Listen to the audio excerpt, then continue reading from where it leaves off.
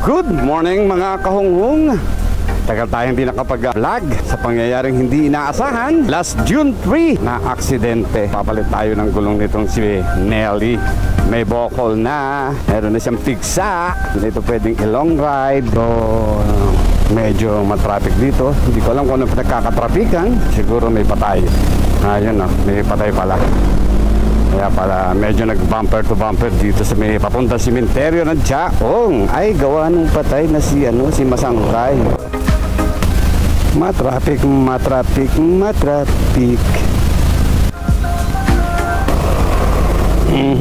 Grabe. Yun, medyo nag-open road na. Wala na yung traffic. So, doon tayo kukuha ng gulong sa Lipa ha, kay LJ.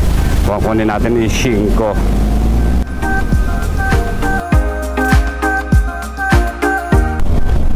Medyo maganda panahon, medyo malamig.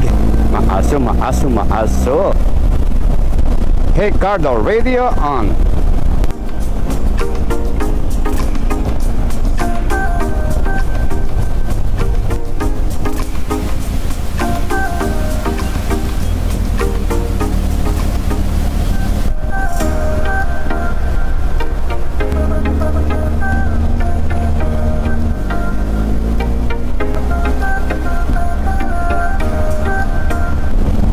Hey Cardo, music on.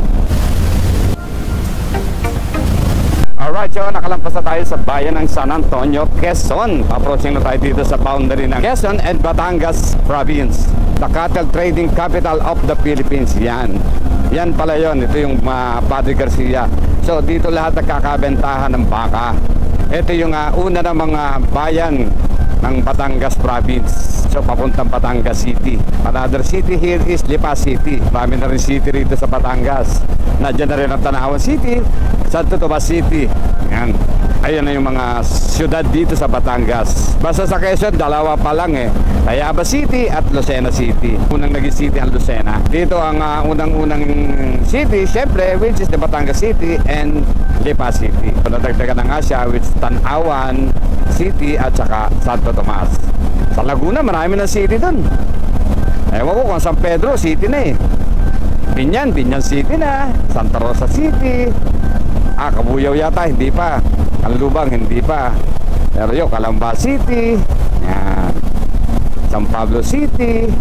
Ang kanilang capital naman doon is Santa Cruz, Laguna. Yan ang Laguna area. Matagal natin hindi nakapag-vlog. Muntik nang maging kwento yung pag-vlog ko. Hi! Thank you Lord. Andito pa rin ako. Still on the road. So, doble ingat. Ingat lang mga kahunghong. Ganon din ako dati. Yung June 3. Hindi na sa pagkakataon at pangyayari sa buhay. Naganap ang isang aksidente sa akin. Aksidente kasi eh.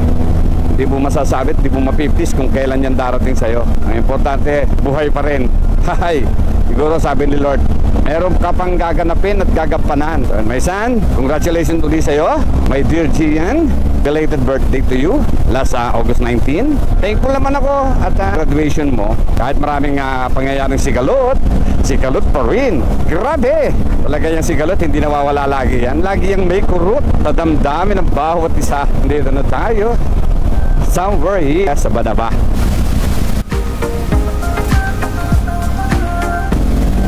Ito na yung bayan mismo ng Padre Garcia. So dito nagda-divert yung mga going to Lipa. Ito rin yung kanilang simbahan. Ito rin yung kanilang munisipyo. Ito ang kanilang simbahan. Holy Rosary pa Paris. Ito na ang kanilang municipality. Ayan o.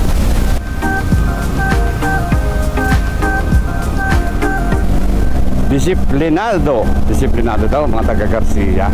So ayan o, lampas na tayo sa bayan ng Garcia. And next is Lipa City. Alright, so ito na yung boundary ng Lipa at saka ng Garcia. Grabe. Maganda nga ang panahon, makulimlim, malamig. Wow, meron dito yung bagong town center. Wow, naka-kulduroy si ate. Grabe sexy. Sana all. Wow, mga traffic, daming jeep na nakaparada. Alright, so dito na tayo sa Lipa City.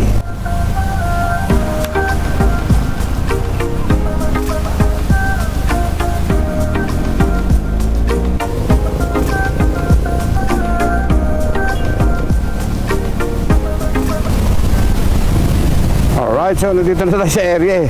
Dito natin makita kung saan parte yun. Si Louis Joy. Yun, nakita ko na.